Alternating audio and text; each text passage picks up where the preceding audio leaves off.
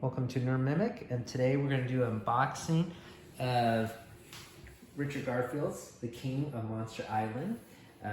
Richard Garfield, as you probably know, is the designer of Magic: The Gathering, as well as a number of other board games, including, of course, the King of Tokyo game, which is quite popular. There is a dark version that came out a couple years ago. Still can find it. They only made 100,000 copies, but you still can find it around for MRSP.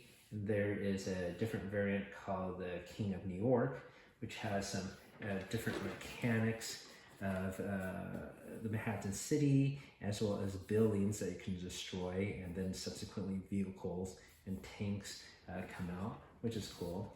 But today we are going to do The King of Monster Island. So this is actually a cooperative game. The others are competitive. So here the main goal is to take out your selected boss. They have 3 different types. And then the cool mechanic here is there's a central volcano that you drop the dice through and they pop out, and that's how you denote where to place minions or whatnot. As you can see here, it's for 1 to 5 players. 10 plus takes approximately 45 to 60 minutes. So let's get this open here. Curious to see how they do the volcano. If it's all plastic or a combination of paper, plastic, we'll see.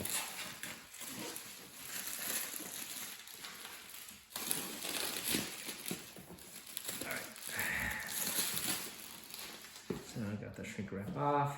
Has a nice UV spot highlights on the cover, on the sides here. King of Monster Island. Of course, the back that you saw. Another side view, completely flat. Another edge here. All right. Let's flip this open. Okay, so in this middle, got breaking news, the rule book. Flip through it. List of components. Setup. Bosses. 3 bosses, and they have a simple difficulty and advanced difficulty on the flip side. How to play, which we're not gonna go over here, but we'll take a brief look. And basically it's involving dice rolling, which is similar to the core games at the top there. Okay, got some tokens here, the punch boards. These are for the minions. Got a level 1 minion here, level 3, level 1, more level 1s. These are crystal towers, which I believe the boss will set up, and if he sets up all of them, you lose.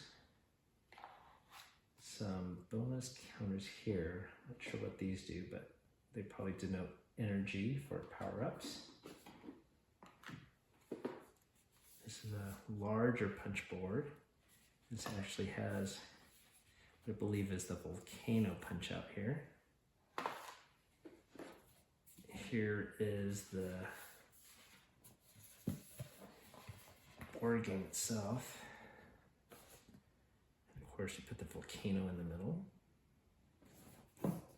Set this off to the side. Let's see, life dials. It's probably for the boss. It's probably for some side characters that you use to fight cooperatively against the boss. And I'm sure you could use these with the base game. One thing that this does not have are evolution cards that are here separate for all the other characters, but they have not made evolution cards as far as I'm aware of for these characters, unfortunately. So we've got Purple Rain, Megamoth, Pergora, I guess I'm like a prawn creature, Hades, and Rex Flora. Then got the standees for those characters. All right. These are the standees themselves, the bases. Green energy cubes, deck of cards, dice. You're supposed to have more red dice. Look at it underneath. Oh yeah, look at that. A whole bunch. So got a lot of green dice here on top. Let's see, 10 of them. Much smaller red cubes for the bosses. Too bad they're not large, or even larger than the player dice. That would make a cool tactile feel to the game. But I guess it got to fit through the volcano here.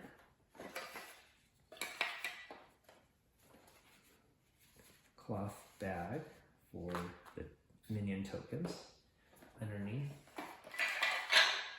The standees for the bosses, I guess first, second, third level. And their associated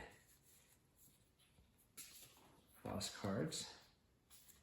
Here we go. So Crystal Dragon being the easiest one, Lithosaur, and then Lava Lore being last. And then as I mentioned, there's Advanced level on the flip side. So they have basically one level higher, one dice used higher. Their health, I'm sure, so she have 15 here, 25 here, so higher health, and I'm sure they have different powers associated with them. These are ally cards. Basically, you're supposed to have one and then additional +1 per player, for +1 per total player for adjunctive health.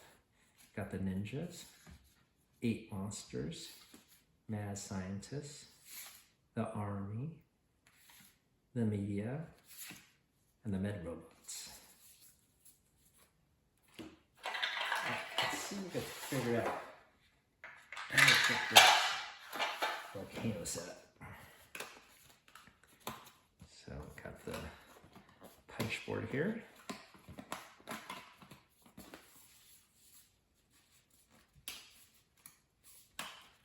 Pop this out, comes out easily. Pretty thick cardboard. Yellow, the company that makes this game, they tend to have good components. Fold it together, I suppose.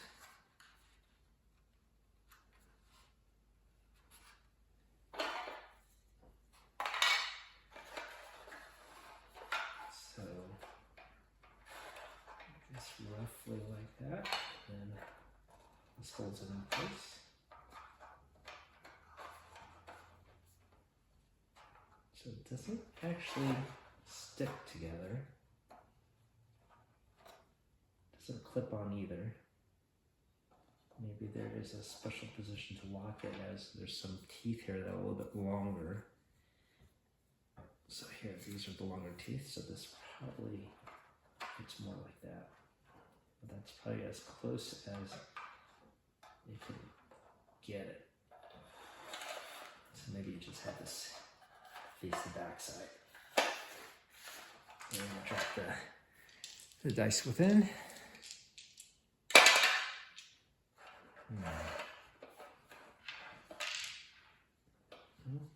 Sorry. Let's see. Maybe it actually goes in the pillars. Yeah, that's